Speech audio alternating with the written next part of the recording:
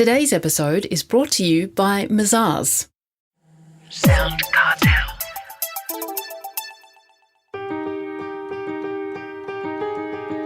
From SoundCartel, I'm Nicole Goodman, and this is Business Essentials Daily.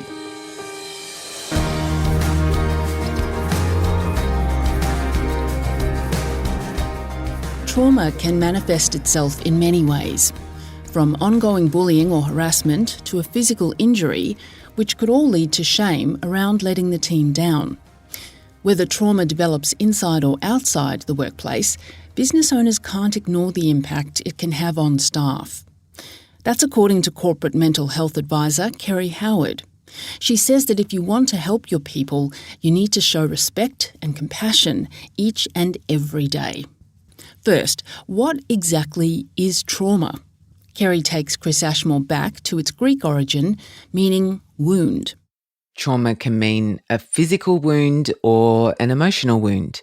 And usually the problem with trauma in an emotional sense is that it's often a wound that has a scab that keeps getting knocked off, right? We talk about triggers, and triggers are usually the things that will come along and knock the scab off the wound, right? That's the easiest way to explain it. So our traumatic experiences have big negative impacts on all sorts of areas of our lives. And we still, especially in this country, have this legal differentiation between physical and emotional, like somehow they're really separate and they're really not. So if you have a physical wound, you're going to end up with some emotional component to it.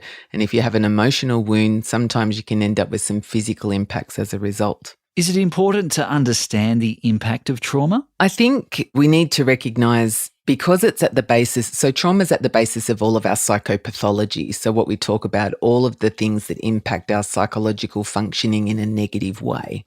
And so it is important to understand, the impact of it. And it's because trauma is usually driven by a sense of responsibility. So if you feel responsible for the situation that caused the trauma, then you have a much more negative psychological impact than you would if you didn't take responsibility. So that's why you'll see people have car accidents, and some people have a really negative big impact, and other people, they can get on with it and get over it reasonably quickly.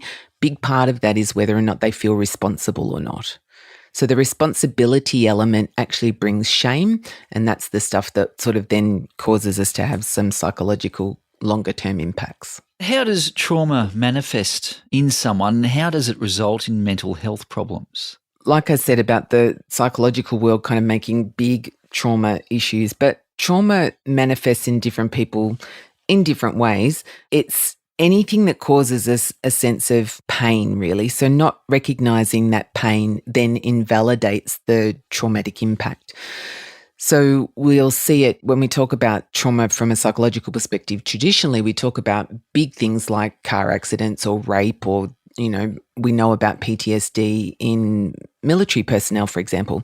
So that trauma is driven by the fact that there's a role that they have to fulfill, maybe for whatever reason a circumstance means that they can't fulfill their role, and that then leads to a bigger psychological impact than it would if they were able to do their job properly.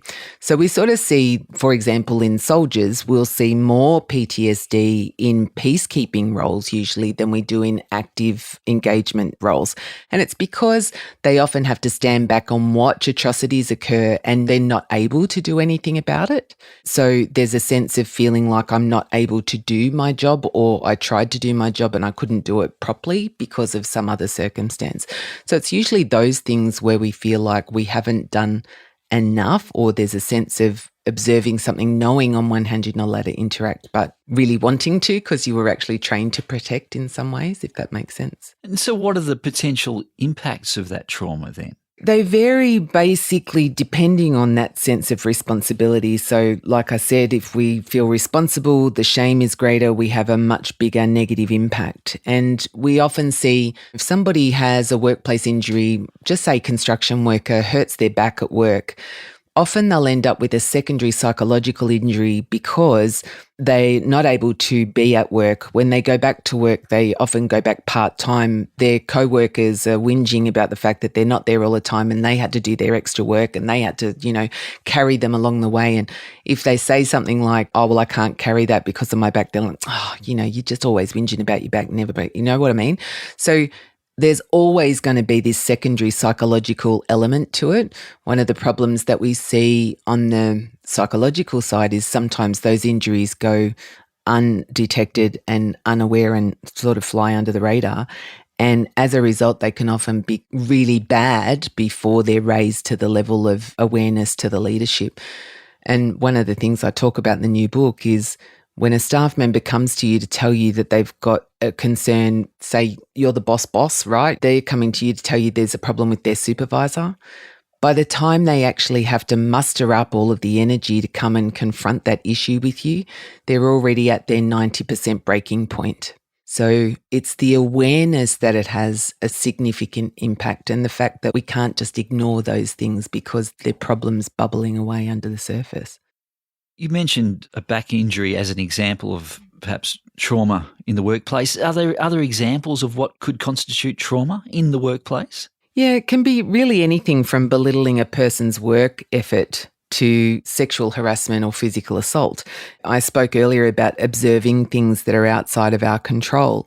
Sometimes it's also observing something that seems to be morally wrong. So an ambulance officer turns up if there's been a terrorist attack or something like that, and a child's passed away or something. They're moral injuries that we know they just go against the natural order of things. And so they're the things that will usually have bigger impacts.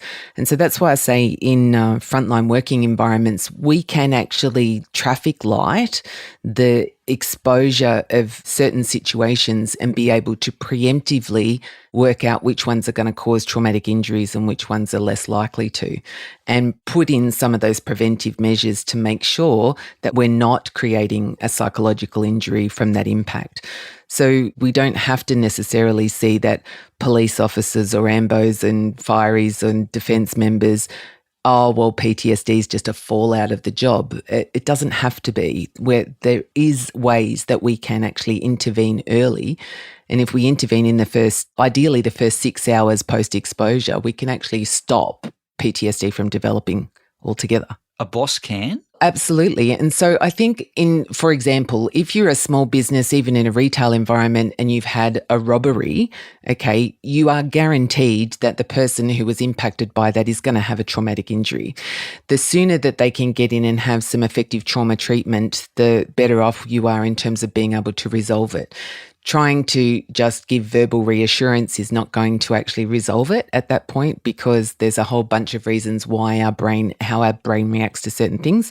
But it's really important. What we try and do in these situations is say, oh, it's like riding a bike, just get back on it and you'll be fine.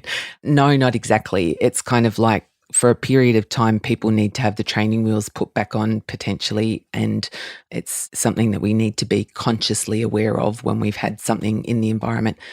For example, in mining too, like we often talk about, we don't hear them in the media but we talk about suicides in certain sort of areas. If there's been a suicide in the community around your work environment, you actually have to talk about it and address it, because the not talking about it, we don't talk well about death, humans, we really struggle with it. But whenever you get an experience like that, we need to try and bring it out in the open and normalize how it's making us feel. Because the fact that people then ignore the fact that it's happened, if you've got somebody who's a bit depressed in your work environment, that's actually going to compound their feelings of, see, nobody cares because we don't even talk about it after it's happened. So there's some interesting elements, I think, as a community that we need to start being more aware of, and just the things that make us the most uncomfortable to try and talk about are the things that you need to be talking about. It's having uncomfortable conversations and getting more okay with not being okay. You don't have to have all the answers. You just have to be open about the fact that you're prepared to have a discussion and that you don't have all the answers. Well, in a practical sense, though, for a business owner or a manager, what steps can they do if there is trauma? They suspect there's trauma with one of their employees. Is it a matter of finding outside help, counsellor, psychologist? What should they do? So what I'm saying is, no, don't go to that, because there aren't any. So I don't know if you've tried to get any psychological help recently, but there isn't enough therapists or psychologists in this country. So waiting for that actually prolongs the problem. Recognition is key. So listen for people who talk too much or too little about a particular event. So if you notice that a staff member is talking over and over to other people about the same issue, and it might be a personal issue, but that issue that they're talking over and over about is the thing that they can't resolve. And so that's the thing that's causing them to have a traumatic reaction in their own life. I had a thing when we had the bushfires a couple of years ago. I talked to people then, and I gave people a mnemonic device to remember to walk and talk things through. So if you take your staff member out for a walk and say, I've noticed that you're talking a lot about this particular issue, is there anything I can do to help? Then it gives them an opportunity to talk out what they're having issues with somebody who's prepared to listen. If you don't have that kind of relationship, don't force it, but it's one of those things that just being prepared to listen as the boss is often a huge benefit in terms of forming those positive relationships with your staff. That was mental health advisor Kerry Howard.